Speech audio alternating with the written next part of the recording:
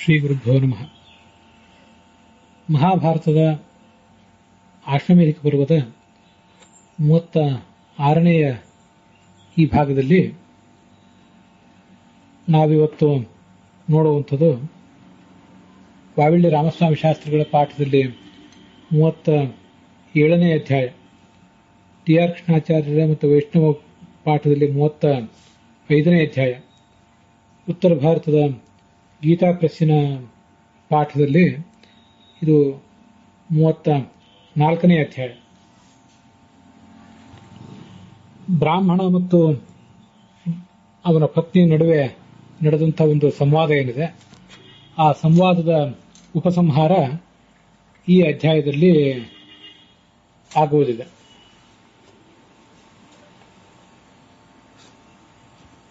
ಆ ಬ್ರಾಹ್ಮಣಿ ತನ್ನ ಗಂಡನಿಗೆ ಈ ಮುಂದಿನಂತೆ ಹೇಳಿದ್ಲು: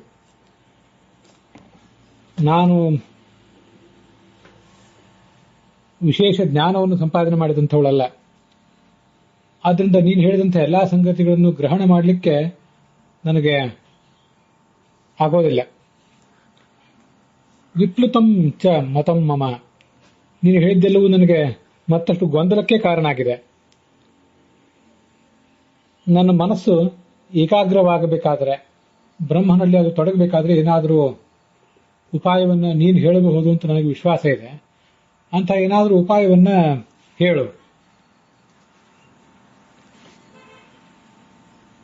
ಅದಕ್ಕೆ ಆ ಬ್ರಾಹ್ಮಣ ಹೇಳಿ ಹೊರಟ: ಅರಣೀಂ ಬ್ರಾಹ್ಮಣಂ ವಿದ್ಯೆ, ಬ್ರಾಹ್ಮಣೀಂ ವಿದ್ಯೆ ಗುರುರಸ್ಯ ಉತ್ತರಾರಣಿ ತಪಶ್ರುತೇಭಿ ಮತ್ನೀಥಃ ಜ್ಞಾನಾಗ್ನಿ ಜಾಯತೆ ತತಃ. ನಿನ್ನ ಬುದ್ಧಿ ಅದನ್ನ ಅರಣಿ ಅಂತ ತಿಳಿದುಕೋ.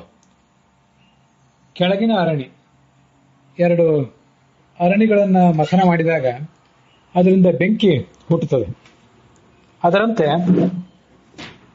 ಇಲ್ಲಿಯೂ ಕೂಡ ನಮ್ಮಿಬ್ಬರ ನಡುವೆ ನಡೆದಂತಹ ಒಂದು ಸಂವಾದದಿಂದ ಜ್ಞಾನವೆಂಬ ಅಗ್ನಿ ಹುಟ್ಟುತ್ತದೆ. ನೀನು ನನ್ನ ಪತ್ನಿ ಏನಿದ್ದೆ ಅಥವಾ ನಿನ್ನ ಬುದ್ಧಿ ಇದೇ ಕೆಳಗಿನ ಅರಣಿ. ಅಶ್ವತ್ಥದ ಆ ಕಟ್ಟಿಗೆಗಳಲ್ಲಿ ಒಂದನ್ನ ಕೆಳಗಿಟ್ಟಿರ್ತಾರೆ. ಅದರ ಮೇಲೆ ಮತ್ತೊಂದು ಕಟ್ಟಿಗೆಯನ್ನ, ಅಶ್ವತ್ಥದ ಕಟ್ಟಿಗೆಯನ್ನಿಟ್ಟು ಅದನ್ನು ಜೋರಾಗಿ ಘರ್ಷಣೆಗೆ ಈಡು ಮಾಡ್ತಾರೆ. ಆವಾಗ ಬೆಂಕಿ ಹುಟ್ಟುತ್ತದೆ. ಗುರುವಾದಂತಹ ನಾನು ಮೇಲಿನ ಅರಣಿಯಾಗಿದ್ದೇನೆ. ಎರಡು ಅರಣಿಗಳು, ಮರಳದ ತುಂಡುಗಳು ಎರಡು ಬೇಕು. ಬುದ್ಧಿ ಒಂದು ಮರದ ತುಂಡು, ಶಿಷ್ಯನ ಬುದ್ಧಿ ಒಂದು ಮರದ ತುಂಡು ಕೆಳಗಿಂದು, ಗುರುವು ಮತ್ತೊಂದು ಮರದ ತುಂಡು. ಇವೆರಡನ್ನು ಮಥನ ಮಾಡಿದಾಗ ಈ ಅನೇಕ ಶಾಸ್ತ್ರಗಳ ಮಥನಗಳ ಮೂಲಕ ಬುದ್ಧಿ ಅನ್ನುವುದು ಆ ಗುರುವಿನ ಮೂಲಕ ಆ ಶಿಷ್ಯನಿಗೆ ಬರ್ತದೆ ಅಂತ ಆ ಗುರುಗಳು, ಆ ಗಂಡ ತನ್ನ ಹೆಂಡತಿಗೆ ಹೇಳಿದ. ಕಾಟಕೋಪನಿಷತ್ನಲ್ಲಿ ಹೀಗೊಂದು ಉಲ್ಲೇಖ ಇದೆ. ಅದನ್ನು ಈ ಸಂದರ್ಭದಲ್ಲಿ ನಾವು ಇಲ್ಲಿ ಜೋಡಿ ಹೊಂದಿಸಿಕೊಳ್ಬೇಕದನ್ನು. ಅರಣ್ಯೋಹೋ ನಿಹಿತೋ ಜಾತವೇದಾಹ ಗರ್ಭೈವ ಸುಭೃತೋ ಗರ್ಭಿಣೀಭಿಃ ದಿವೇ ದಿವ ಈದ್ಯೋ ಜಾಗ್ರವದ್ಭಿಃ ಹವಿಷ್ಮದ್ಭಿಃ ಮನುಷ್ಯೇಭಿರಗ್ನಿಃ ಅಂತ ಆ ಒಂದು ಮಂತ್ರ. ಆ ಕಾಟಕ ಉಪನಿಷತ್ತಿನ 2ನೇ ಅಧ್ಯಾಯದ 8ನೇಯ ಮಂತ್ರ ಅದು.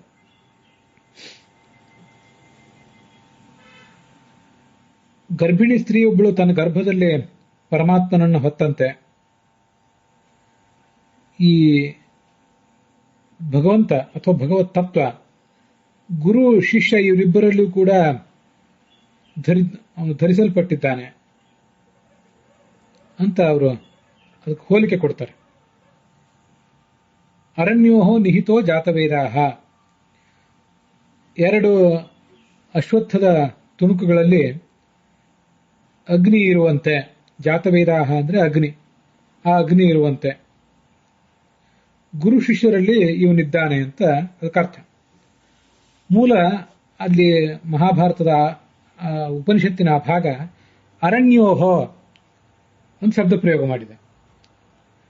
ಜಾತವೇದಾಹ, ಜಾತವೇದಾಶ್ಚ ಸರ್ವವಿತು ಅಂತ ಭಾಗವತ ತಾತ್ಪರ್ಯ ಜಾತವೇದಾಹ ಎಂಬ ಶಬ್ದವನ್ನು ವ್ಯಾಖ್ಯಾನ ಮಾಡ್ತದೆ. ಸರ್ವಜ್ಞನಾದವನಿಗೆ ಜಾತವೇದಾಹ ಅಂತ ಹೇಳ್ತಾರೆ. ಸರ್ವಜ್ಞನಾದಂತಹ ಈ ಪರಮಾತ್ಮ ಜಾತಂ ಜಾತಂ ವೇದಯತೆ, ಜಗತ್ತಿನಲ್ಲಿ ಉತ್ಪನ್ನವಾದ್ದೆಲ್ಲವನ್ನೂ ಅವನು ತಿಳ್ಕೊತಾನೆ. ಆದ್ರಿಂದ ಅವನಿಗೆ ಜಾತವೇದ ಅಂತ ಹೆಸರು. ಅವನು ಅರಣಿಗಳಲ್ಲಿ ಇದ್ದಾನೆ. ಯಾರಿಬ್ಬರು ಆ ಅರಣಿಗಳು? ಗುರು ಶಿಷ್ಯರೇ ಅರಣಿಗಳು. ಅವರಲ್ಲಿ ಅವನಿದ್ದಾನೆ.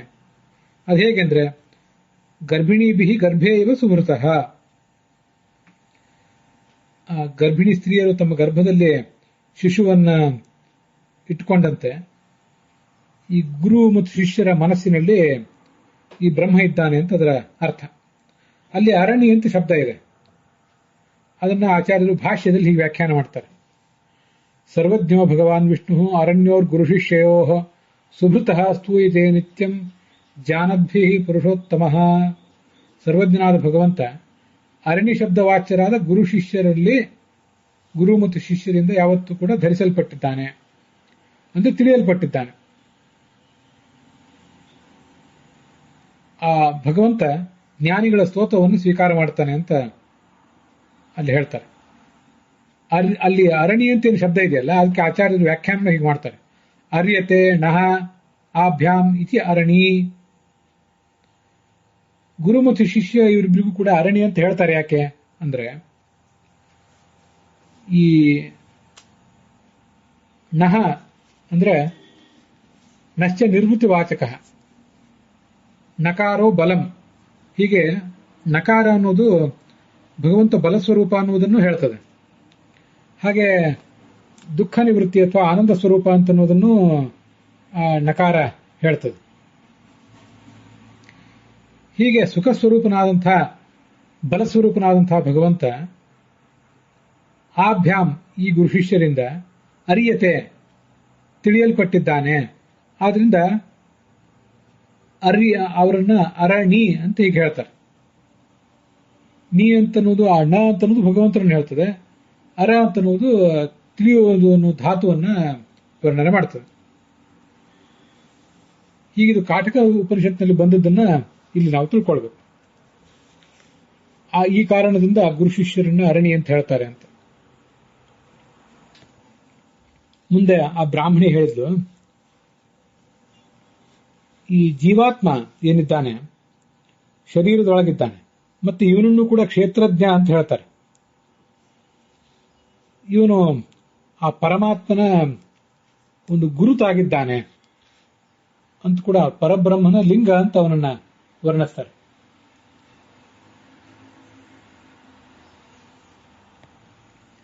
ಲಿಂಗ ಅಂದ್ರೆ ಏನು? ಲಿಂಗ ಅಂದ್ರೆ ಹೇತು ಅಂತ ಅರ್ಥ. ಹೇತು ಕಾರಣ ಅಂತ ಅರ್ಥ. ಇದನ್ನ ಈ ತರ್ಕಶಾಸ್ತ್ರದಲ್ಲಿ ಹೇತು ಲಿಂಗ ಅಂತ ಏನು ವ್ಯವಹರಿಸ್ತಾರಲ್ಲ, ಅಲ್ಲಿ ಹೇತು ಲಿಂಗ ಅಂತ ಹೇಳುವುದಕ್ಕೂ ಇಲ್ಲಿ ಹೇಳುವುದಕ್ಕೂ ಒಂದು ಸಮಾನತೆ ಇದೆ.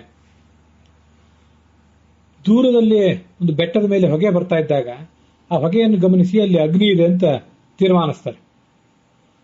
ಆ ಅಗ್ನಿ ಎಂಬುದು ಸಾಧ್ಯ ಅಂದ್ರೆ ನಾವು ನಮ್ಮ ಜ್ಞಾನದಿಂದ ಸಾಬೀತುಪಡಿಸಬೇಕಾದಂತಹ, ನಮ್ಮ ಅನುಮಾನದಿಂದ ಸಾಬೀತುಪಡಿಸಬೇಕಾದಂತಹ ವಸ್ತು ಅದು. ಆದ್ರಿಂದ ಅಗ್ನಿ ಸಾಧ್ಯ. ಧೂಮ ಅನ್ನುವುದು ಅದಕ್ಕೆ ಹೇತು. ಧೂಮವೆಂಬ ಕಾರಣವನ್ನು, ಹೊಗೆ ಬರ್ತಾ ಇರುವ ಕಾರಣವನ್ನು ನೋಡಿ ಅಗ್ನಿ ಅಲ್ಲಿರಬೇಕು ಅಂತ ಅನುಮಾನಿಸುವುದು. ಆ ಧೂಮ ಎಂಬ ಹೇತುವನ್ನೇ ಲಿಂಗ ಅಂತ ಹೇಳ್ತಾರೆ. ಲಿಂಗ ಆದರೂ ಕಾರಣ ಅಂತಾನೆ ಅರ್ಥ. ಲಿಂಗಿ ಅಂತಂದ್ರೆ ಆ ಕಾರಣದಿಂದ ತಿಳಿಯಲ್ಪಡುವಂತಹ ಸಾಧ್ಯ ಅಂತ ಅರ್ಥ. ಜಗತ್ತಿನಲ್ಲಿ ಎಲ್ಲಾ ಕಡೆನೂ ಕೂಡ ಲಿಂಗ ಅಂದ್ರೆ ಕಾರಣ, ಸೃಷ್ಟ್ಯಾದಿಗಳಿಗೆ ಕಾರಣ. ಪರಮಾತ್ಮನನ್ನ ಲಿಂಗದ ರೂಪದಲ್ಲಿ ಉಪಾಸಿಸುವುದಕ್ಕೂ ಕೂಡ ಆತ ಸೃಷ್ಟ್ಯಾದಿಗಳಿಗೆ ಕಾರಣನಾಗಿರುವುದೇ ಆಗಿದೆ. ಈ ಜೀವ ಅನ್ನೋದು ಬ್ರಹ್ಮದ ಗುರುತು, ಬ್ರಹ್ಮದ ಲಿಂಗ ಇದು. ಹೇಗೆ ಅಂದ್ರೆ ಜೀವ ಅನ್ನೋದು ಪರಮಾತ್ಮನ ಪ್ರತಿಬಿಂಬ, ಪರಮಾತ್ಮ ಬಿಂಬನಾಗಿದ್ದಾನೆ, ಇದು ಪ್ರತಿಬಿಂಬ ಆಗಿದೆ. ಅಲ್ಲಿ ಅಗ್ನಿ ಮತ್ತು ಧೂಮಗಳು ಪರಸ್ಪರ ಬಿಂಬ ಪ್ರತಿಬಿಂಬಗಳೇನಲ್ಲ, ಆದರೆ ಇವೆರಡೂ ಕೂಡ ಬಿಂಬ ಪ್ರತಿಬಿಂಬಗಳೇ ಆಗಿವೆ. ಪರಮಾತ್ಮ ಬಿಂಬನಾಗಿದ್ದಾನೆ, ಜೀವ ಅದರ ಪ್ರತಿಬಿಂಬನಾಗಿದ್ದಾನೆ. ಜೀವನನ್ನು ನೋಡಿದಾಗ ಆ ಪರಮಾತ್ಮನ ಜ್ಞಾನ ಆಗಬೇಕು, ನಮಗೆ ಆಗುವಂತೆ ಆ ಜೀವನ ಸ್ವಭಾವ ಇದೆ. ನಾವು ಒಂದು ಕನ್ನಡಿಗೆ ಅಭಿಮುಖವಾಗಿ ನಿಂತಿದ್ದಾಗ ವಿಶಾಲವಾದ ಕನ್ನಡಿ, ಅದರಲ್ಲಿ ಒಂದು ಯಾವುದಾದ್ರೂ ಮುಖ ನಮಗೆ ಕಾಣಿಸಿದರೆ, ಇಲ್ಲಿವರೆಗೆ ಆ ಕನ್ನಡಿಯಲ್ಲಿ ನಾವು ಮಾತ್ರ ನಮ್ಮನ್ನು ನೋಡ್ಕೊಳ್ತಾ ಇದ್ದೇವೆ. ಅದ್ರ ಜೊತೆಗೆ ಮತ್ತೊಂದು ಯಾವುದಾದ್ರೂ ಮುಖ ಕಾಣಿಸಿದರೆ ಆ ಬಂದವರು ಯಾರು ಅಂತ ನಾವು ಮರಳಿ ಮುಖ ತಿರುಗಿಸಿ ನೋಡ್ತೇವೆ. ಹಾಗಾದ್ರೆ ಕನ್ನಡಿಯಲ್ಲಿ ಕಂಡಂತಹ ಆ ಇನ್ನೊಂದು ಪ್ರತಿಬಿಂಬ ಇದೆಯಲ್ಲ, ಅದು ಆ ಬಿಂಬದ ಅಂದ್ರೆ ಬಂದ ವ್ಯಕ್ತಿಯ ಪ್ರತಿಬಿಂಬ ಇದೆ. ಬಂದ ವ್ಯಕ್ತಿ ಬಿಂಬ ಕನ್ನಡಿಯಲ್ಲಿ ನಮಗೆ ಕಂಡದ್ದು ಪ್ರತಿಬಿಂಬ. ಹಾಗೆ ನಾವು ಕೂಡ ಬಿಂಬರು, ನಮ್ಮ ಪ್ರತಿಬಿಂಬ ಕನ್ನಡಿಯಲ್ಲಿ. ಇನ್ನೊಂದು ಯಾವುದಾದ್ರೂ ಪ್ರತಿಬಿಂಬವು ಅಲ್ಲಿ ಕಂಡಾಗ ಬಂದ ವ್ಯಕ್ತಿಯನ್ನು ಗಮನಿಸಿ ಅವನ ಜೊತೆ ಮಾತನಾಡಬೇಕು ಅಥವಾ ಅವನಿಗೇನನ್ನಾದ್ರೂ ಹೇಳಬೇಕು ಅಂತ ನಾವು ಮುಖ ತಿರುಗಿಸಿ ನೋಡ್ತೇವೆ. ಹೀಗೆ ಯಾವತ್ತೂ ಕೂಡ ಪ್ರತಿಬಿಂಬದ ಜ್ಞಾನ ಅನ್ನುವುದು ಬಿಂಬದ ಜ್ಞಾನಕ್ಕೆ ಕಾರಣ. ಪ್ರತಿಬಿಂಬ ಅನ್ನುವುದು ಲಿಂಗ, ಬಿಂಬ ಅನ್ನುವುದು ಲಿಂಗಿ. ಅದರಂತೆ ಈ ಪ್ರತಿಬಿಂಬನಾದಂತಹ ಜೀವ ಪರಮಾತ್ಮನ ಜ್ಞಾನಕ್ಕೆ ಲಿಂಗ. ಜೀವನನ್ನು ನೋಡಿದ್ರೆ ಪರಮಾತ್ಮ ಹೇಗಿರ್ತಾನೆ ಅಂತ ಸ್ವಲ್ಪ ಅಂದಾಜಾದೀತು, ಪೂರ್ಣ ಅಲ್ಲ. ಅಂತೂ ಈ ಕ್ಷೇತ್ರಜ್ಞ ಅನ್ನುವ ಜೀವ ಏನಿದ್ದಾನೆ ಅವನ ಬಗ್ಗೆ ನೀನು ಇನ್ನಷ್ಟು ಹೇಳಬೇಕು ಅಂತ ಅವ್ರು ಕೇಳ್ಕೊಂಡು, ಅದಕ್ಕೆ ಆ ಬ್ರಾಹ್ಮಣ ಹೇಳ್ತಾ, ಅಲಿಂಗೋ ನಿರ್ಗುಣಶ್ಚೈವ ಕಾರಣಂ ನಾಸ್ಯ ವಿದ್ಮಹೆ. ಈ ಕ್ಷೇತ್ರದ ಜೀವ ಏನಿದ್ದಾನೆ ಇವನಿಗೆ ವಾಸ್ತವಿಕವಾಗಿ ಲಿಂಗ ಇಲ್ಲ. ಲಿಂಗ ಅಂದ್ರೆ ಅವನ ದೇಹ ಅಂತ ಅರ್ಥ ಇಲ್ಲಿ ಈ ಪ್ರಕೃತಿ ಸಂದರ್ಭದಲ್ಲಿ. ಹಿಂದೆ ಲಿಂಗ ಅಂದ್ರೆ ಪ್ರತಿಬಿಂಬ ಅಂತ ಅರ್ಥ. ಇಲ್ಲಿ ಅಲಿಂಗ ಅಂದ್ರೆ ಹೊರಗಿನ ದೇಹ ಅಂತ, ಬಾಹ್ಯ ದೇಹ ಅಂತ ಅರ್ಥ ಮಾಡ್ಕೋಬಹುದು. ಮತ್ತು ಅವನು ನಿರ್ಗುಣನು ಕೂಡ ಆಗಿದ್ದಾನೆ. ಕಾರಣಂ ನಾಸ್ಯ ಲಕ್ಷ್ಯತೆ, ಅವನಿಗೆ ಯಾವುದೇ ಕಾರಣವೂ ಕೂಡ, ಅವನನ್ನು ಹುಟ್ಟಿಸಿರುವಂತಹ ಯಾವುದೇ ಕಾರಣವೂ ಕಾಣಿಸೋದಿಲ್ಲ. ಉಪಾಯಮೇವ ವಕ್ಷ್ಯಾಮಿ ಏನ ಗೃಹ್ಯೇತವಾ ನವ, ಅವನನ್ನು ತಿಳಿಯುವಂತಹ, ಆತ್ಮನನ್ನ ತಿಳಿಯುವಂತಹ ಒಂದು ಉಪಾಯವನ್ನ ಹೇಳ್ತೇನೆ. ಅದರಿಂದ ಅವನನ್ನ ಕೆಲವರಿಗೆ ತಿಳಿಲಿಕ್ಕೆ ಆಗಬಹುದು, ಕೆಲವರಿಗೆ ಆಗದೇ ಇರಬಹುದು. ಈ ಬ್ರಹ್ಮನ ಸ್ವರೂಪವನ್ನು ಯಾವುದರಿಂದ ತಿಳಿಲಿಕ್ಕೆ ಸಾಧ್ಯ? ನಮ್ಮ ಪ್ರಾಚೀನ ಸಂಸ್ಕಾರದಿಂದ, ನಮ್ಮ ವ್ಯಕ್ತಿತ್ವದಿಂದಷ್ಟೇ ಅವನನ್ನ ತಿಳಿಲಿಕ್ಕೆ ಸಾಧ್ಯ. ಕರ್ಮಬುದ್ಧಿ ಅಬುದ್ಧಿತ್ವಾತ್ ಜ್ಞಾನಲಿಂಗೈ ಇವಾಶ್ರಿತಂ.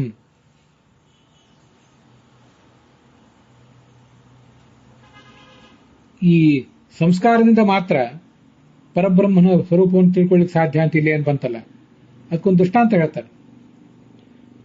ದುಂಬಿಗಳಿಗೆ ಪುಷ್ಪರಸ, ಮಧು, ಅದು ಎಲ್ಲಿದೆ ಅಂತ ಗೊತ್ತಾಗೋದು ಹೇಗೆ? ಬೇರೆ ಯಾವ ಪ್ರಾಣಿಗಳಿಗೂ ಕೂಡ ಜೇನುತುಪ್ಪದ ಬಗ್ಗೆ ಹೆಚ್ಚು ಗೊತ್ತಾಗೋದಿಲ್ಲ. ಕೆಲವು ಕರಡಿ ಮೊದಲಾದವುಗಳಿಗೆ ಗೊತ್ತಾಗ್ತದೆ. ಮನುಷ್ಯನಿಗೆ ಎಲ್ಲವೂ ಗೊತ್ತಾಗ್ತದೆ, ಕೆಟ್ಟದ್ದು ಗೊತ್ತಾಗ್ತದೆ, ಒಳ್ಳೆಯದು ಗೊತ್ತಾಗ್ತದೆ. ಮನುಷ್ಯ ಎಲ್ಲದಕ್ಕೂ ಸ್ವಲ್ಪ ಅತೀತ, ಅವನ ವಿಷಯ ಆ ಕಡೆ ಇರಲಿ. ಸಾಮಾನ್ಯವಾಗಿ ಈ ಜಗತ್ತಿನಲ್ಲಿ ಒಂದೊಂದು ಪ್ರಾಣಿಗೆ ಒಂದೊಂದು ವಿಷಯವನ್ನು ತಿಳ್ಕೊಳ್ಳುವಂತ, ಗ್ರಹಿಸುವಂತಹ ಶಕ್ತಿ ಇದೆ.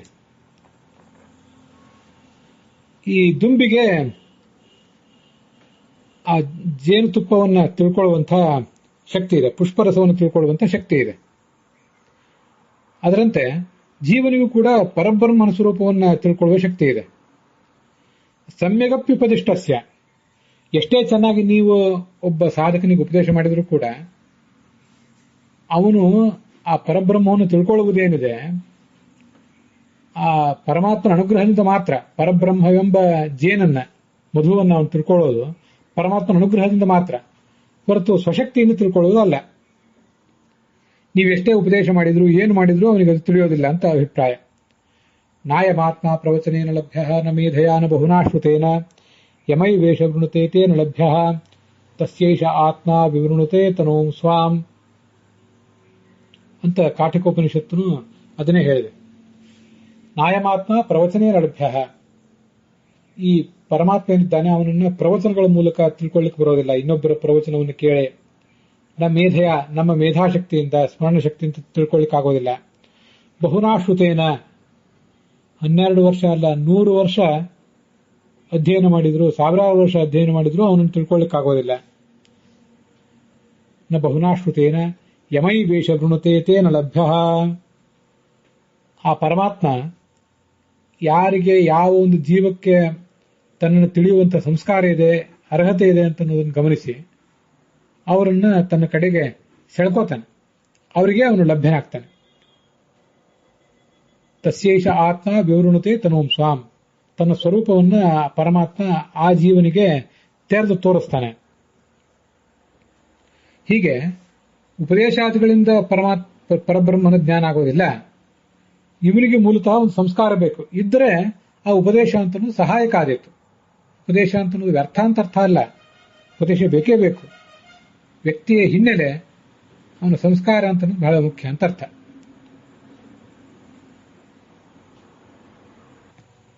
ಇಲ್ಲಿ ಆ ಪರಮಾತ್ಮನನ್ನ ಜೇನಿಗೆ ಹೋಲಿಸಿದ್ದು ಕೂಡ ಅರ್ಥವತ್ತಾಗಿದೆ. ಛಾಂದೋಗ್ಯ ಉಪನಿಷತ್ತಿನ 3ನೇ ಅಧ್ಯಾಯದಲ್ಲಿ ಅಸೌವಾ ಆದಿತ್ಯೋ ದೇವ ಮಧು, ಈ ಪರಮಾತ್ಮ ಜೇನುತುಪ್ಪದಂತೆ ಇದ್ದಾನೆ ಅಂತ ಅವನನ್ನ ಅಲ್ಲಿ ವರ್ಣನೆ ಮಾಡಿದ್ದಾರೆ. ಸಮ್ಯಗು ವಿಪದಿಷ್ಟಸ್ಯ ಭ್ರಮರೈರಿವ ಲಕ್ಷ್ಯತೆ.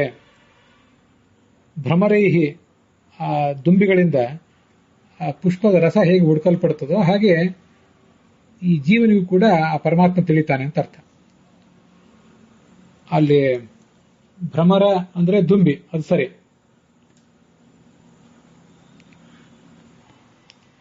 ಜೀವನನ್ನ ಭ್ರಮರ ಅಂತ ಹೇಳುವುದು ಯಾಕೆ ಅಂದ್ರೆ ಭ್ರಮತಿ ರಮತೆ ಚೈತಿ ಭ್ರಮರ. ಭ್ರಮತಿ ಓಡಾಡ್ತಾನೆ, ಎಲ್ಲಾ ಕಡೆನೂ ಕೂಡ ಸಂಚಾರ ಮಾಡಿ ಅನೇಕ ಶಾಸ್ತ್ರಗಳನ್ನೆಲ್ಲ ಓದಿ ಆ ಮೂಲಕನೇ ಪರಮಾತ್ಮನನ್ನ ತಿಳಿಯುವ ಪ್ರಯತ್ನ ಮಾಡ್ತಾನೆ. ಮುಂದೆ ರಮತೆ, ಸಂತೋಷ ಪಡ್ತಾನೆ. ಅದಕ್ಕಾಗಿ ಆತನನ್ನ ಭ್ರಮರ ಅಂತ ಶಾಸ್ತ್ರದಲ್ಲಿ ವರ್ಣನೆ ಮಾಡ್ತಾರೆ. ಪರಮಾತ್ಮನನ್ನ ಮಧು ಅಂತಲೂ ಪುಷ್ಪರಸ ಅಂತಲೂ ವರ್ಣನೆ ಮಾಡ್ತಾರೆ. ಅಲ್ಲಿ ಮೂಲ ಶ್ಲೋಕದಲ್ಲಿ ಪುಷ್ಪರಸ ಅಂತಾಗಲಿ ಮತ್ತೆ ಮಧು ಅಂತಾಗಲಿ ಶಬ್ದ ಏನೂ ಇಲ್ಲ. ಆದ್ರೆ ನಾವದನ್ನ ತಿಳ್ಕೊಳ್ಬೇಕಷ್ಟೆ. ಪುಷ್ಪರಸ ಅಂದ್ರೆ ಭಗವಂತ ಹೇಗೆ? ಪುಷ್ಪ ಅಂದ್ರೆ ಛಾಂದೋಗ್ಯ ಉಪನಿಷತ್ತಿನ ಭಾಷ್ಯ ಹೇಳುವಂತೆ ಜ್ಞಾನ ಪೋಷಕರತ್ವಾತ್ತು ವೇದಾಹ ಪುಷ್ಪಾಭಿಧಾಹ ಸ್ಮೃತಾಹ ಅಂತ. ವೇದಗಳನ್ನೇ ಪುಷ್ಪ ಅಂತ ಹೇಳ್ತಾರೆ. ಯಾಕೆ ಅಂದ್ರೆ ಅದು ನಮ್ಮೆಲ್ಲರ ಜ್ಞಾನದ ಪೋಷಣೆಯನ್ನು ಮಾಡ್ತದೆ. ಪುಷ್ಪ ಅನ್ನುವ ಶಬ್ದಕ್ಕೂ ಕೂಡ ಪೋಷಣೆ ಮಾಡುವುದು ಅಂತಲೇ ಅರ್ಥ. ನಮ್ಮ ಜ್ಞಾನವನ್ನ ಅದು ಶ್ರೀಮಂತಗೊಳಿಸುವುದರಿಂದ ಅದಕ್ಕೆ ಪುಷ್ಪ ಅನ್ನುವಂಥ ಹೆಸರಿದೆ ಈ ವೇದಗಳಿಗೆ. ಅವುಗಳ ರಸ ಈ ಭಗವಂತ, ಅವುಗಳ ವೇದಗಳ ಸಾರಭಾಗ. ವೇದಗಳಿಂದ ಮುಖ್ಯವಾಗಿ ಪ್ರತಿಪಾದ್ಯನಾದವನೇ ಈ ಭಗವಂತ. ಅದಕ್ಕಾಗಿ ಅವನನ್ನ ಪುಷ್ಪ ರಸ ಅಂತ ನಾವು ತಿಳ್ಕೊಳ್ಬಹುದು. ಆ ಛಾಂದೋಗ್ಯೋಪನಿಷತ್ತಿನ 3ನೇ ಅಧ್ಯಾಯದಲ್ಲಿ ಆರಂಭದಲ್ಲಿ ಋಗ್ವೇದ ಏವ ಪುಷ್ಪಂ, ಮುಂದೆ ಯಜುರ್ವೇದ ಏವ ಪುಷ್ಪಂ ಅಂತ ಹೀಗೆ ಋಗ್ವೇದ, ಯಜುರ್ವೇದ, ಸಾಮವೇದ ಏವ ಪುಷ್ಪಂ, ಸಾಮವೇದ ಒಂದು ಪುಷ್ಪ ಅಂತ ಹೇಳ್ತಾರೆ. ಇತಿಹಾಸ ಪುರಾಣಂ ಪುಷ್ಪಂ, ಅದು ಒಂದು ಪುಷ್ಪ. ಇವುಗಳೆಲ್ಲದರ ರಸನೇ ಆ ಭಗವಂತ. ಜ್ಞಾನ ಪೋಷಕರತ್ವಾತ್ತು ವೇದಾಹ ಪುಷ್ಪಾಭಿಧಾಹ ಸ್ಮೃತಾಹ ಅಂತ ಆಚಾರ್ಯರು ಆ ಪುಷ್ಪ ಎಂಬ ಶಬ್ದಕ್ಕೆ ವೇದ ಅಂತ ಅರ್ಥ ಅಂತ ಹೇಳುವುದು ಅಲ್ಲೇನೆ. ಅನ್ಯತ್ರ ಮಧುಕೃತ್ ಪೋಷಾತ್ ನಿತ್ಯತ್ವಾದ್ ಅಮೃತಾಶ್ಚತಾಹ. ಈ ಹೂಗಳನ್ನು ಕೂಡ ನಾವು ಲೋಕದಲ್ಲಿ ನೋಡುವಂತಹ ಹೂಗಳನ್ನು ಕೂಡ ಪುಷ್ಪ ಅಂತ ನಾವು ಹೇಳುವುದು ಯಾಕೆ ಅಂದ್ರೆ ಅದು ಕೂಡ ಪೋಷಣೆ ಮಾಡ್ತದೆ. ಯಾವುದನ್ನು ಪೋಷಣೆ ಮಾಡ್ತದೆ? ಜ್ಞಾನವನ್ನು ಪೋಷಣೆ ಮಾಡದೇ ಇರಬಹುದು, ಆದರೆ ಅದು ದುಂಬಿಗಳನ್ನು ಪೋಷಿಸ್ತದೆ. ದುಂಬಿಗಳ ಆಹಾರವೇ ಅದು. ಆದ್ರಿಂದ ಪುಷ್ಪವನ್ನು ಪುಷ್ಪ ಅಂತ ಈ ಜಗತ್ತಿನಲ್ಲಿ ಹೇಳ್ತಾರೆ. ವೇದಗಳನ್ನು ಕೂಡ ಪುಷ್ಪ ಅಂತ ಹೇಳುವುದಕ್ಕೆ ಕಾರಣ ಅದು ನಮ್ಮ ಜ್ಞಾನವನ್ನ ಪೋಷಿಸುವುದರಿಂದ. ಭಗವಂತನನ್ನ ಮಧು ಎಂಬ ಶಬ್ದದಿಂದಲೂ ಕೂಡ ನಾವು ತಿಳ್ಕೊಳ್ಬಹುದು. ಇಲ್ಲಿಯ ಆ ಮಹಾಭಾರತದಲ್ಲಿ ಅಷ್ಟು ಶಬ್ದಗಳು ಬಂದಿಲ್ಲ, ನಾವು ತಿಳ್ಕೊಳ್ಬೇಕು. ಮದಧಿರ್ ಮದ್ವಿತಿ ಪ್ರೋಕ್ತ ಅಂತ ಛಾಂದೋಗ್ಯ ಉಪನಿಷತ್ತಿನ ಅಭಿಪ್ರಾಯ. ಮದ ಅಂದ್ರೆ ಸಂತೋಷ, ಅದರ ಧಿ ಅಂದ್ರೆ ಸಾಗರ, ಸಂತೋಷದ ಸಾಗರನಾದವನೇ ಈ ಭಗವಂತ ಮಧು. ಮದಧಿ ಎಂಬಲ್ಲಿ ದಕಾರಕ್ಕೆ ಲೋಪ ಆಗಿದೆ, ಮಧಿ ಅಂತ ಉಳಿತು. ಮತ್ತೆ ಅಲ್ಲಿ ಮಧಿ ಅಂತೇನು ಉಳಿತು, ಅಲ್ಲಿ ಇಕಾರಕ್ಕೆ ಉಕಾರ ಆದೇಶ ಬಂದಿದೆ. ಆ ಮೂರನೇದಾದಂತಹ ಉಕಾರ ಅತಿಶಯ ಸಂತೋಷವುಳ್ಳವನು ಅನ್ನೋ ಅರ್ಥವನ್ನು ಸೂಚನೆ ಮಾಡ್ತದೆ. ಹಾಗಾಗಿ ಮಧು ಅಂದರೆ ಅತ್ಯಂತ ಸುಖಪೂರ್ಣನಾದ ಭಗವಂತ ಅಂತ ತಾತ್ಪರ್ಯ. ಹೀಗೆ ಭಗವಂತ ಮಧುವೂ ಹೌದು, ಪುಷ್ಪರಸನೂ ಹೌದು. ಹೀಗೆ ಭ್ರಮರೈರಿವ ಲಕ್ಷ್ಯತೆ ಅನ್ನುವ ಪಾಠ ಅಲ್ಲಿ ಯೋಗ್ಯವಾದ ಪಾಠ ಅಂತ ನನಗನ್ನಿಸ್ತದೆ. ದಕ್ಷಿಣ ಭಾರತದ ಪಾಠಗಳಲ್ಲೆಲ್ಲ ಎಲ್ಲ ಕಡೆನೂ ಕೂಡ ಆ ಸಮ್ಯಗಪಿ ಉಪದಿಷ್ಟಸ್ಯ ಅಂತ ಆದ್ಮೇಲೆ ಭ್ರಮರೈರಿವ ತೃಪ್ಯ ಲಕ್ಷ್ಯತೆ ಅಂತಿಲ್ಲ, ಅಲ್ಲೆಲ್ಲ ಅಮೃತಸ್ಯೇವ ತೃಪ್ಯತೆ ಅಂತ ಒಂದು ಪಾಠ ಇದೆ. ಅಂಥ ಪಾಠಕ್ಕೆ ಏನು ಸರಿಯಾದ ಅರ್ಥ ಅಂತ ನಮಗೆ ಸ್ಪಷ್ಟವಾಗಿ ಗೊತ್ತಾಗೋದಿಲ್ಲ, ನಾವೇ ಅದನ್ನ ಊಹಿಸಬೇಕಾಗ್ತದೆ. ಆದರೂ ಆ ಅರ್ಥವನ್ನು ತೆಗೆದುಕೊಂಡು ಅನುವಾದ ಮಾಡುವವರು ಸರಿಯಾಗಿ ಅನುವಾದ ಮಾಡಿಲ್ಲ ಅಂತ ಕಾಣಿಸ್ತದೆ. ದುಂಬಿಗಳು ವಾಸನೆಯಿಂದ ಪುಷ್ಪರಸ ಇದೆ ಅಂತ ತಿಳಿಯುವಂತೆ ಬ್ರಹ್ಮನ ಸ್ವರೂಪವನ್ನು ಗುರುಗಳ ಉಪದೇಶದಿಂದ ಮತ್ತೆ ಸಂಸ್ಕಾರಗಳಿಂದ ತಿಳಿಯಬಹುದು ಅಂತ ಅದಕ್ಕೆ ಅರ್ಥ ಮಾಡಿದ್ದಾರೆ. ಆ ದುಂಬಿಗಳು ವಾಸನೆಯಿಂದ ಪುಷ್ಪರಸ ಇದೆ ಅಂತ ತಿಳಿಯುವಂತೆ ಅನ್ನೋದೇನಿದೆ, ಭ್ರಮರೈರಿವ ಲಕ್ಷ್ಯತೆ ಅಂತ ಪಾಠ ಇದ್ರೆ ಆ ಅನುವಾದ ಸರಿ. ಆ ಪಾಠ ಇಟ್ಕೊಂಡಿಲ್ಲ, ಬೇರೆನೆ ಪಾಠ ಇದೆ. ಆವಾಗ ಅಮೃತಸ್ಯೇವ ತೃಪ್ಯಸೆ ಅಂತನ್ನುವ ಪಾಠ ಇದ್ದಾಗ ದುಂಬಿಗಳು ವಾಸನೆಯಿಂದ ಪುಷ್ಪರಸವನ್ನು ತಿಳಿಯುವಂತೆ ಅಂತ ಅನುವಾದ ಮಾಡೋದು ಸರಿಯಾಗೋದಿಲ್ಲ. ಅವಾಗ ಹೇಗೆ ತಿಳ್ಕೋಬೇಕು ಅಂದ್ರೆ, ಸಮ್ಯಗಪಿ ಉಪದಿಷ್ಟಸ್ಯ ತೃಪ್ಯಸೆ, ಪರಮಾತ್ಮನ ಕುರಿತಾಗಿ ಒಬ್ಬ ಹಿರಿಯ ಗುರುವಾದವನು ಉಪದೇಶ ಮಾಡಿದಾಗ ಮಾತ್ರ ಶಿಷ್ಯನಿಗೆ ತೃಪ್ತಿ ಆಗಲಿಕ್ಕೆ ಸಾಧ್ಯ. ಸಮ್ಯಗಪಿ ಉಪದಿಷ್ಟಸ್ಯ ಅಂತ ಅಲ್ಲಿಗೆ ಅನ್ವಯ. ಸಮ್ಯಗ್ ಉಪದಿಷ್ಟಸ್ಯ, ಚೆನ್ನಾಗಿ ಉಪದೇಶಿಸಲ್ಪಟ್ಟ ಪರಬ್ರಹ್ಮನ ಕುರಿತಾಗಿ ಸ್ವಲ್ಪ ತೃಪ್ತಿ, ಈಗ ನನಗೆ ತಿಳಿಯಿತು ಅನ್ನುವ ಸಮಾಧಾನ ಸಾಧಕನಿಗೆ ಬರಲಿಕ್ಕೆ ಸಾಧ್ಯ. ಅದು ಹೇಗೆ ಅಂದ್ರೆ, ಅಮೃತಸ್ಯೇವ, ಪರಮಾತ್ಮನ ಜ್ಞಾನವನ್ನು ಪಡ್ಕೊಂಡು ಬಿಟ್ರೆ ಅದು ಅಮೃತವನ್ನೇ ಪಡ್ಕೊಂಡತ್ತೆ. ಹೀಗೆ ಅಮೃತವನ್ನು ಪಡ್ಕೊಂಡವನಿಗೆ ಹೇಗೆ ಸಮಾಧಾನ ಆಗ್ತದೋ ಹಾಗೆ ಪರಮಾತ್ಮನ ಕುರಿತು ಉಪದೇಶ ಪಡ್ಕೊಂಡಾಗ ತೃಪ್ತಿ ಆಗ್ತದೆ ಅಂತ ಅಭಿಪ್ರಾಯ. ದುಂಬಿಗಳು ವಾಸನೆಯಿಂದ ಪುಷ್ಪರಸವನ್ನು ಗ್ರಹಿಸುವಂತೆ ಅಂತ ಅನ್ನುವಾದ ಅಲ್ಲಿ ಆ ಪಾಠದಲ್ಲಿ ಸರಿಯಿಲ್ಲ. ಕರ್ಮಬುದ್ಧಿ ಅಬುದ್ಧಿತ್ವಾತ್ ಜ್ಞಾನಲಿಂಗೈ ಇವಾಶ್ರಿತಂ. ಈ ಕರ್ಮ ವಿಷಯಕವಾದಂತಹ ಒಂದು ಪ್ರವೃತ್ತಿ, ಕರ್ಮಗಳನ್ನೇ ಸದಾ ಮಾಡ್ತಿರಬೇಕು ಅನ್ನುವಂಥ ಒಂದು ಆಲೋಚನೆ ಏನಿದೆ, ಅದು ಸದ್ಬುದ್ಧಿ ಅಲ್ಲ, ಅದು ದುರ್ಬುದ್ಧಿ, ಅಬುದ್ಧಿ ಅಂತ ಅದನ್ನು ಹೇಳ್ತಾರೆ. ಅಂತಹ ಮೂರ್ಖರು ಜಗತ್ತಿನಲ್ಲಿ ಸಂಘಿ ಅಂತ ಕರೆಸ್ಕೋತಾರೆ. ಕರ್ಮಬುದ್ಧಿ ಅಬುದ್ಧಿತ್ವಾತ್ ಜ್ಞಾನ ಲಿಂಗೈ ಇವಾಶ್ರಿತಂ. ಜಗತ್ತಿನ ಸಂಘವುಳ್ಳವರಾಗಿ ಅವರು ಈ ಜಗತ್ತಿನಲ್ಲಿಯೇ ಮೈ ಮರೆತು ಬಿಡ್ತಾರೆ ಅಂತ ತಾತ್ಪರ್ಯ.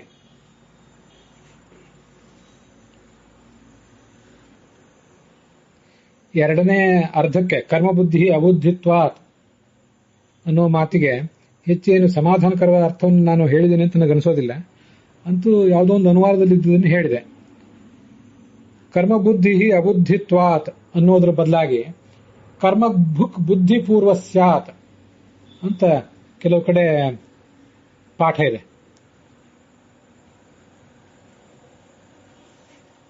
ಇವೆಲ್ಲ ಪಾಠಗಳನ್ನು, ಶುದ್ಧ ಪಾಠಗಳನ್ನು ಗ್ರಹಿಸುವುದು ಕಷ್ಟ ಆದ್ರಿಂದ ಇದ್ರ ಬಗ್ಗೆ ಹೆಚ್ಚೇನು ಅರ್ಥವನ್ನು ಹೇಳಲಿಕ್ಕೆ ಸಾಧ್ಯ ಆಗೋದಿಲ್ಲ. ಇದಂ ಕಾರ್ಯಂ ಇದಂ ನೇತಿ ನ ಮೋಕ್ಷೇಷು ಉಪದಿಶ್ಯತೆ ಪಶ್ಯತಃ ಶೃಣ್ವತೋ ಬುದ್ಧಿ ಆತ್ಮನೋ ಯೇಷು ಜಾಯತೆ. ಇದಂ ಕಾರ್ಯಂ ಇದಂ ನೇತಿ ನ ಮೋಕ್ಷೇಷು ಉಪದಿಶ್ಯತೆ ಪಶ್ಯತಃ ಶೃಣ್ವತೋ ಬುದ್ಧಿ ಆತ್ಮನೋ ಯೇಷು ಜಾಯತೆ ಆತ್ಮನೇವೋಪಜಾಯತೆ ಅಂತೇನಿದೆಯಲ್ಲ, ಇದಕ್ಕೆ ಮೋಕ್ಷ ಸಾಧನವಾದ ಉಪಾಯಗಳಲ್ಲಿ ಇದನ್ನು ಮಾಡಬೇಕು, ಇದನ್ನು ಮಾಡಬಾರದು ಅಂತ ವಿಧಿ ನಿಷೇಧಗಳನ್ನೇನು ವರ್ಣನೆ ಮಾಡಿಲ್ಲ. ಪರಮಾತ್ಮನ ವಿಷಯದಲ್ಲಿ ನಿರಂತರವಾದ ಶ್ರವಣ ಮಾಡ್ತಿದ್ರೆ ಬುದ್ಧಿ ಅನ್ನೋದು ಪರಮಾತ್ಮನಲ್ಲಿ ಲಗ್ನ ಆಗಿಬಿಡ್ತದೆ ಅಂತ ಅನುವಾದ ಮಾಡಿದ್ದಾರೆ. ಇದನ್ನು ನೋಡಿದ್ರೆ ಸ್ವಲ್ಪ ವಿಪರೀತವಾಗಿ ನಮಗೆ ಕಾಣಿಸ್ತದೆ. ವಿಧಿ ನಿಷೇಧಗಳನ್ನು ಹೇಳಿಲ್ಲ ಅಂತ ಕಾಣಿಸ್ತದೆ ಆದರೆ ವಾಸ್ತವಿಕವಾಗಿ ವಿಧಿ ನಿಷೇಧಗಳು ಇದ್ದೇ ಇವೆ. ಮೋಕ್ಷಕ್ಕೆ ಸಾಧನವಾದದ್ದು ಭಕ್ತಿ ಮತ್ತು ಜ್ಞಾನಗಳು. ಆ ಜ್ಞಾನಕ್ಕೆ ಸಾಧನವಾದದ್ದು ಕರ್ಮ. ಆ ಕರ್ಮಕ್ಕೆ ಸಂಬಂಧಪಟ್ಟಂತೆ ಯಾವುದನ್ನು ಮಾಡಬೇಕು ಯಾವುದನ್ನು ಮಾಡಬಾರದು ಅನ್ನುವಂಥ ವಿಧಿ ನಿಷೇಧಗಳು ಇದ್ದೇ ಇವೆ. ಹಾಗೆ ಜ್ಞಾನೋಪಾಯಗಳನ್ನು ಆಚರಣೆ ಮಾಡುವಾಗಲೂ ಕೂಡ, ಜ್ಞಾನವನ್ನು ಪಡ್ಕೊಳ್ಳುವಾಗಲೂ ಕೂಡ ಸಾಧಕನಾದವನು ಹೇಗೆ ವರ್ತಿಸಬೇಕು ಹೇಗೆ ವರ್ತಿಸಬಾರದು ಅನ್ನೋದ್ರ ಬಗ್ಗೆ ಎಲ್ಲ ಸ್ಪಷ್ಟವಾದ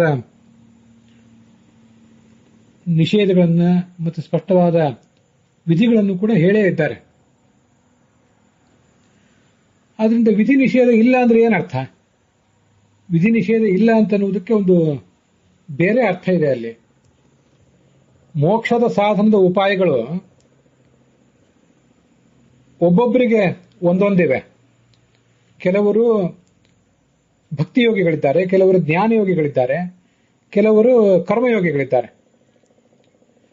ಈ ಭಕ್ತಿಯೋಗಿಗಳಾದಂತಹ ದೇವತೆಗಳೇನಿದ್ದಾರಲ್ಲ, ಅವರು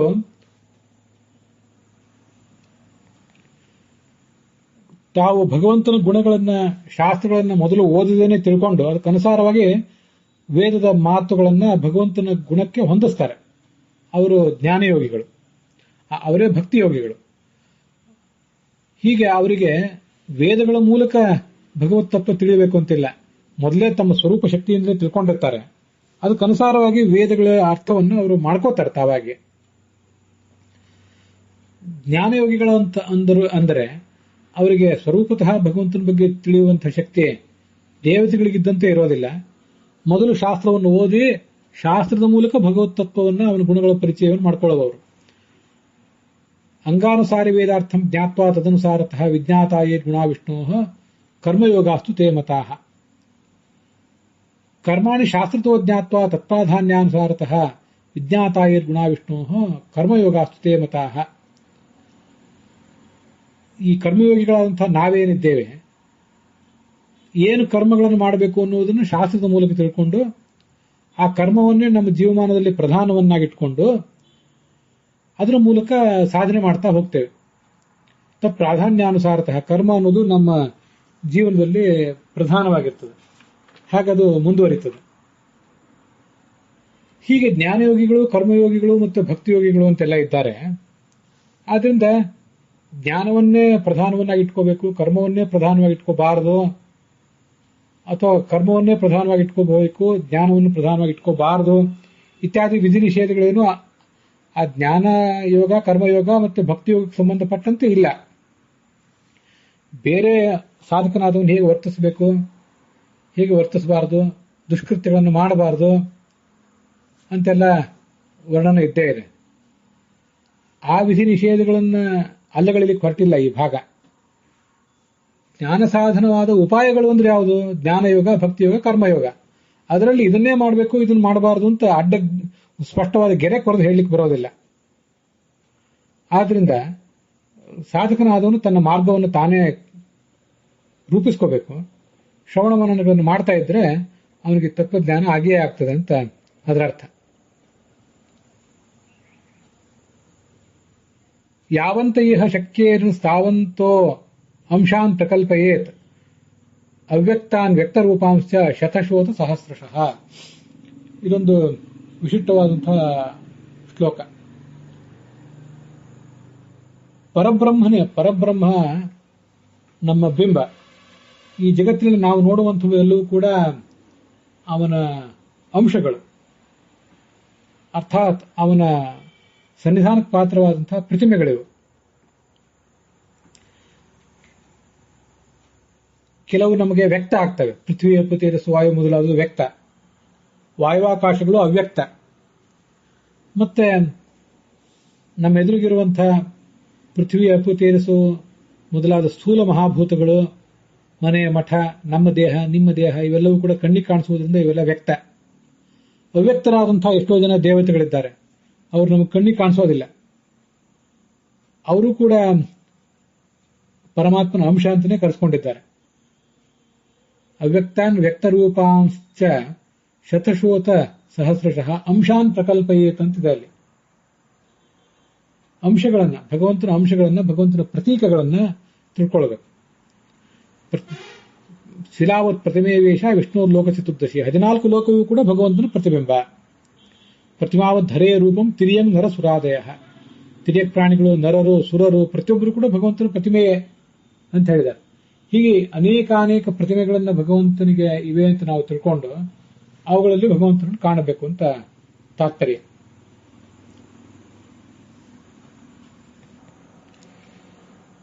ಸರ್ವಾನ್ ಪ್ರತ್ಯಕ್ಷ ಹೇತುಕಾನ್, ಯಾವುದೇ ಪ್ರತ್ಯಕ್ಷ ಪ್ರಮಾಣ ಮತ್ತು ಅನುಮಾನ ಪ್ರಮಾಣದಿಂದ ಪರಮಾತ್ಮನನ್ನ ತಿಳ್ಕೊಳ್ಳಿಕ್ಕಾಗೋದಿಲ್ಲ. ಎಲ್ಲವನ್ನೂ ಆಗಮಶಾಸ್ತ್ರದಿಂದ ತಿಳ್ಕೋಬೇಕು. ಮುಂದೆ ಈ ಕಥೆಯನ್ನು ಉಪಸಂಹಾರ ಮಾಡ್ತಾ ಕೃಷ್ಣ ಅರ್ಜುನನಿಗೆ ಹೇಳಿದ. ಮುಂದೆ ಬ್ರಾಹ್ಮಣ ಇಷ್ಟೆಲ್ಲ ಹೇಳಿದ್ಮೇಲೆ ಆ ಬ್ರಾಹ್ಮಣಿಯ ಬುದ್ಧಿ ಪರಮಾತ್ಮನಲ್ಲಿ ಲಗ್ನವಾಯಿತು. ಕ್ಷೇತ್ರಜ್ಞನಾದಂಥ ಈ ಜೀವ ಏನಿದ್ದಾನೆ ಅವನಿಗಿಂತ ಶ್ರೇಷ್ಠನಾದಂಥ ಪರಮಾತ್ಮನೇ ಸರ್ವೋತ್ತಮನಾಗಿದ್ದಾನೆ ಅಂತ ಆ ಬುದ್ಧಿಗೆ ತೀರ್ಮಾನ ಆಯಿತು. ಆಗ ಅರ್ಜುನ ಕೇಳಿದ, ಆ ದಂಪತಿಗಳಲ್ಲಿ ಬ್ರಾಹ್ಮಣಿ ಅಂದ್ರೆ ಯಾರದು, ಬ್ರಾಹ್ಮಣ ಅಂದ್ರೆ ಯಾರು, ಅವ್ರ ಪರಿಚಯವನ್ನು ಹೇಳುವಂತ. ಮನೋಮೇ ಬ್ರಾಹ್ಮಣಂ ಬಿದ್ಧಿ ಬುದ್ಧಿಮೇ ಬ್ರಾಹ್ಮಣಿ ಮಥ. ನನ್ನ ಮನಸ್ಸೇ ಬ್ರಾಹ್ಮಣ, ನನ್ನ ಬುದ್ಧಿಯೇ ಬ್ರಾಹ್ಮಣಿ ಅಂತ ಹೀಗೆ ತಿಳಿದುಕೋ. ಕ್ಷೇತ್ರಜ್ಞ ಅಂತ ಹೇಳಲ್ಪಟ್ಟವನು ಕೂಡ ನಾನೇ ಆಗಿದ್ದೇನೆ. ಕ್ಷೇತ್ರಜ್ಞ ಇತಿ ಯಶ್ಚೋಕ್ತಃ ಸೋಹಮೇವ ಧನಂಜಯ. ಈ ಮನಸ್ಸೇ ಬ್ರಾಹ್ಮಣ, ನನ್ನ ಮನಸ್ಸೇ ಬ್ರಾಹ್ಮಣ, ನನ್ನ ಬುದ್ಧಿಯೇ ಬ್ರಾಹ್ಮಣಿ ಅಂತ ಹೀಗೆಲ್ಲ ಬಂತಲ್ಲ, ಅಲ್ಲಿ ಈ ನನ್ನ ಮನಸ್ಸು ಅಂದ್ರೆ ಭಗವಂತನ ಮನಸ್ಸು ಅಂತ ಅರ್ಥ ಅಲ್ಲ. ಭಗವಂತನಲ್ಲಿ ಅರ್ಪಿತವಾದ ಮನಸ್ಸು. ಮನಸ್ಸು ನಮ್ಮದಿರಬಹುದು, ನಿಮ್ದಿರಬಹುದು, ಅವ್ರದಿರಬಹುದು.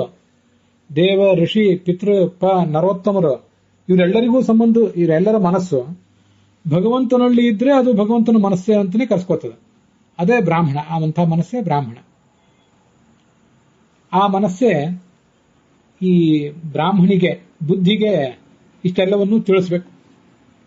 ಗಂಡ ಹೆಂಡತಿಗೆ ತಿಳಿಸಿದಂತೆ ಭಗವಂತನಲ್ಲಿ ಲಗ್ನವಾದ ಮನಸ್ಸು ಈ ಬುದ್ಧಿಗೆ ಇಷ್ಟೆಲ್ಲ ಬೋಧನೆ ಮಾಡಬೇಕು. ಆವಾಗ ಬುದ್ಧಿಗೊಂದು ತೀರ್ಮಾನ ಬರ್ಲಿಕ್ಕೆ ಆಗ್ತದೆ ಅಂತ ಅರ್ಥ. ಹಾಗಾಗಿ ಮನಸ್ಸು ಅಂತಂದ್ರೆ ಮನೋಬೇ ಬ್ರಾಹ್ಮಣಂ ವಿದ್ಯೆ. ಮನಃ ಅಂದ್ರೆ ಮನನಶೀಲವಾದಂತಹ ಮನಸ್ಸು ಅಥವಾ ಮನನಶೀಲನಾದಂತಹ ವ್ಯಕ್ತಿ.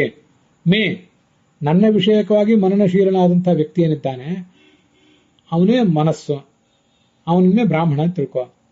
ಅವನ ಬುದ್ಧಿ ಏನಿದೆ ಅವನ ಬುದ್ಧಿಯೇ ಆ ವ್ಯಕ್ತಿಗೆ ಸಂಬಂಧಪಟ್ಟ ಬುದ್ಧಿ ಮತ್ತು ಅದು ಭಗವದ್ ವಿಷಯಕವಾದ ಬುದ್ಧಿ. ನನ್ನ ಬುದ್ಧಿ ಅಂದ್ರೆ ನನ್ನ ವಿಷಯಕವಾದ ಬುದ್ಧಿ ಅಂತ ಅರ್ಥ. ನನ್ನ ಮನಸ್ಸು ಅಂದ್ರೆ ನನ್ನ ವಿಷಯಕವಾದ ಮನಸ್ಸು ಅಂತ ಅರ್ಥ. ಹೀಗೆ ನನ್ನ ವಿಷಯಕವಾದ ಮನಸ್ಸೇ ಆ ಗಂಡ ಬ್ರಾಹ್ಮಣ, ನನ್ನ ವಿಷಯಕವಾದ ಬುದ್ಧಿಯೇ ಆ ಬ್ರಾಹ್ಮಣಿ ಪತ್ನಿ. ಬುದ್ಧಿಂತು ಪ್ರಮದಾಂ ವಿದ್ಯೆ ಅಂತ ಭಾಗವತ ತಾತ್ಪರ್ಯದಲ್ಲಿ ಕೂಡ ವರ್ಣನೆ ಮಾಡ್ತಾರೆ. ಭಾಗವತದ 4ನೇ ಸ್ಕಂದದ 29ನೇ ಅಧ್ಯಾಯದಲ್ಲಿ 5ನೇ ಶ್ಲೋಕ ಒಂದು ಹೀಗಿದೆ. ಬುದ್ಧಿಂತು ಪ್ರಮದಾಂ ವಿದ್ಯಾನ್ ಮಮಾಹಮಿತಿ ಯತ್ ಕೃತಂ. ಬುದ್ಧಿಯೇ ಆ ಪುರಂಜನ ಎಂಬ ಒಬ್ಬ ವ್ಯಕ್ತಿಯ, ರಾಜನ ರಾಣಿ ಅಂತ. ಇಲ್ಲೂ ಕೂಡ ಬುದ್ಧಿಯನ್ನೇ ಆ ಬ್ರಾಹ್ಮಣಿ ಪತ್ನಿ ಅಂತ ವರ್ಣನೆ ಮಾಡ್ತಿದ್ದಾರೆ. ಒಬ್ಬ ಪುರಂಜನ ಅನ್ನುವ ರಾಜ ಮತ್ತೆ ಆತನ ರಾಣಿ ಅವರಿಬ್ಬರು ಹೇಗೆ ಸಂಸಾರದಲ್ಲಿ ತೊಳಲಾಡಿದ್ರು ಅನ್ನೋದನ್ನ ಒಂದು ಕಥಾರೂಪದಲ್ಲಿ ಆ ಭಾಗವತದ 4ನೇ ಸ್ಕಂದದಲ್ಲಿ ವರ್ಣನೆ ಮಾಡಿದ್ದಾರೆ. ಅಲ್ಲಿ ಪುರಂಜನ ಅಂತೇನೋ ಒಬ್ಬ ರಾಜ ಇದ್ದಾನೆ. ಆ ರಾಜ ಅಂದ್ರೆ ಒಟ್ಟಾರೆ ಜೀವನೇ, ನಾವೆಲ್ಲರೂ ಜೀವರು ಆ ಪುರಂಜನರೇ. ಕರ್ಮದಿಂದಾಗಿ ಜಡ ಶರೀರವನ್ನು ಪಡಿತಾನೆ. ಅವನು ಈ ಸಂಸಾರದಲ್ಲಿ ತೊಳಲಾಡ್ತಾ ಇರ್ತಾನೆ. ಅವನ ಆ ಪುರಂಜನ ಎಂಬ ರಾಜನ ರಾಣಿ ಯಾರಿದ್ದಾಳಲ್ಲ ಅವಳೇ ಈ ಜೀವನ ಬುದ್ಧಿ. ಆ ರಾಣಿ ಈ ರಾಜನನ್ನ ಬೇಕಾಬಿಟ್ಟಿಯಾಗಿ ತಾನು ಹೇಳಿದಂತೆ ಕುಣಿಸ್ತಾಳೆ ಅಂತ ಅಲ್ಲಿ ಕಥಾದಲ್ಲಿ ಬರ್ತದೆ. ಹಾಗೆ ಈ ಬುದ್ಧಿ ಅನ್ನುವುದು ಜೀವನನ್ನ ತಾನು ಹೇಳಿದಂತೆ ಕುಣಿಸುವಂತಹ ಅವನ ಪತ್ನಿಯಾಗಿದೆ. ಆದರೆ ಅದೇ ಬುದ್ಧಿ ಭಗವದ್ ವಿಷಯಕವಾದರೆ ಅದು ಆತನ ಅನುವರ್ತಿಯಾಗಿದ್ದು ಆತನಿಗೆ ಮಂಗಳವನ್ನು ಕೂಡ ಮಾಡ್ತದೆ. ಆದ್ರಿಂದ ಇಲ್ಲಿ ಹೇಳಲ್ಪಟ್ಟಂತಹ ಬುದ್ಧಿ ಏನಿದೆ ಅದನ್ನ ಭಗವದ್ ವಿಷಯಕವಾದಂತಹ ಬುದ್ಧಿ ಅದು ಅವನ ಪತ್ನಿ ಅಂತ ತಿಳ್ಕೊಳ್ಬೇಕು.